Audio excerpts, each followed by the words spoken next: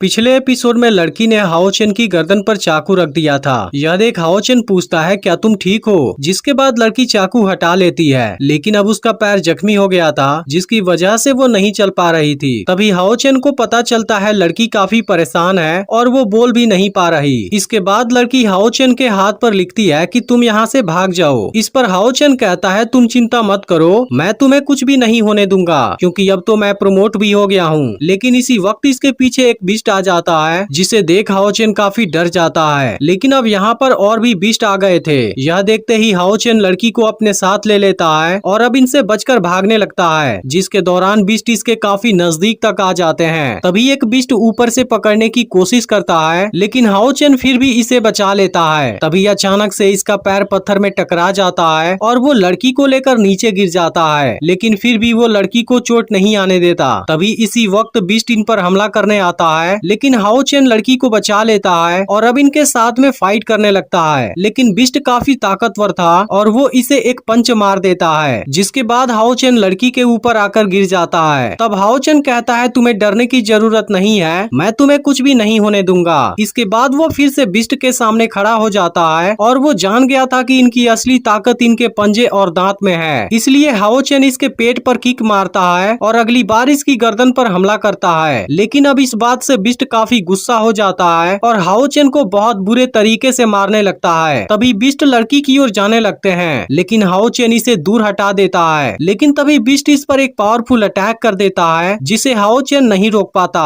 तभी बीस्ट फिर से लड़की की ओर जाने लगता है, लेकिन हाओ चेन इसको नीचे गिरा देता है और अपनी तलवार से हमला करने वाला होता है। लेकिन इसी वक्त दूसरा बीस्ट इसके ऊपर हमला कर देता है। इसके बाद वो हाओ चेन की गर्दन पकड़ लेता है और इसे लगातार 2 बार किक मारता है, जिसमें हाओ चेन बुरी तरह से जख्मी हो जाता है और यह देख लड़की काफी परेशान होने लगी थी। इसके बाद बीस्ट फिर से लड़की की ओर जाने लगता है, लेकिन तभी हाओ चेन फिर से पीछे से हमला करता है। फिर भी वो इसके सामने कमजोर था, इसलिए बीस्ट इसे फिर से पीट देता है। लेकिन बीस्ट अभी भी नहीं रुकते और इस बार हाओ चेन को बहुत बुरे तरीके से मारने लगते हैं, जिसे देख लड़की भी परेशान हो जाती है और अब हाओ चेन की कंडीशन भी काफी खराब हो गई थी। लेकिन हाओ चेन अभी भी हार नहीं मानता और एक बार फिर से खड़ा हो जाता है। यह देख बीस्ट इसकी गर्दन पकड़कर लटका देता है और कहता है कि मेरा मुकाबला करने से पहले बड़ा तो हो जा। लेकिन तभी हाओ चेन इसकी गर्दन में अपनी तलवार घुसा देता है और इसे वहीं पर मार डालता है। इसके बाद हाओ चेन और लड़की एक दूसरे के नजदीक आते हैं और हाओ चेन लड़की से कहता है कि शायद मैं अकेले इनका सामना नहीं कर पाऊंगा, लेकिन फिर भी मैं इनको कुछ देर के लिए रोक सकता हूँ, जिसके दौरान तुम पीछे वाले रास्ते से टेम्पल में भाग जाना, जहाँ के मास्टर तुम्हें बचा लेंगे। लेकिन लड़की हाओ चेन को खतरे में छोड़कर नहीं जाना चाहती थी, इसलिए वो जख्मी होने के बावजूद भी